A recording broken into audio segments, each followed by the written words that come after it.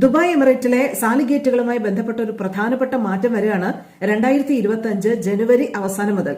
അതായത് സാലിഗേറ്റുകളിൽ ഇപ്പൊ നമ്മൾ 4 ദിർഹം ഒരു ഫിക്സഡ് റേറ്റ് ആണല്ലോ കൊടുക്കുന്നത് ഒരു തവണ കടന്നു പോകുമ്പോൾ.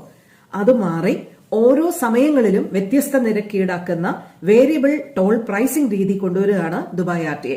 പീക്ക് അവേഴ്സിൽ നമ്മൾ ഈ ടോൾ ഗേറ്റ് കടന്നു പോകുമ്പോൾ നിലവിലെ 4 ദിർഹം എന്നുള്ളത് 6 ദിർഹം വരെ മാറാം എന്നാണ് RTA അറിയിച്ചിട്ടുള്ളത്. ഇപ്പൊ പീക്ക് അവേഴ്സ് എന്ന് പറയുന്നത് ഇപ്പൊ വീക്ക് ഡേയ്സിൽ രാവിലെ 6 മണി മുതൽ രാവിലെ 10 മണി വരെയും പിന്നെ വൈകിട്ട് 4 മണി മുതൽ രാത്രി 8 മണി വരെയും പീക്ക് ടൈമാണ്.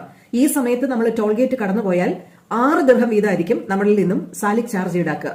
ഇനി അല്ലാത്ത സമയത്ത്, അതായത് രാവിലെ 10 മണി മുതൽ വൈകുന്നേരം 4 മണിക്കകം ഉള്ള ഒരു സമയം, ഇനി രാത്രി 8 മണി മുതൽ അർദ്ധരാത്രി 1 മണി വരെയുള്ള ഒരു സമയം, ആ സമയത്ത് 4 ദിർഹം മാത്രമായിരിക്കും ഈടാക്കുക. ഇനി സൺഡേസിന്റെ കാര്യം പറയാം. ഇപ്പൊ പബ്ലിക് ഹോളിഡേയ്സോ അല്ലെങ്കിൽ അതുപോലെയുള്ള മേജർ ഇവന്റ്സോ ഒന്നും അല്ലാത്ത സൺഡേസിൽ ദിവസം മുഴുവനും 4 ദിർഹമായിരിക്കും ഈടാക്കുക.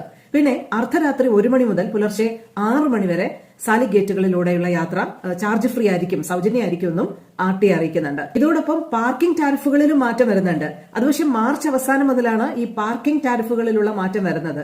ഇപ്പോ ഉടനെ വരുന്നത്, അതായത് 2025 ജനുവരി അവസാനത്തോടുകൂടി സാലിക് ചാർജുകളുമായി ബന്ധപ്പെട്ടാണ് പ്രധാനപ്പെട്ട മാറ്റം വരുന്നത്.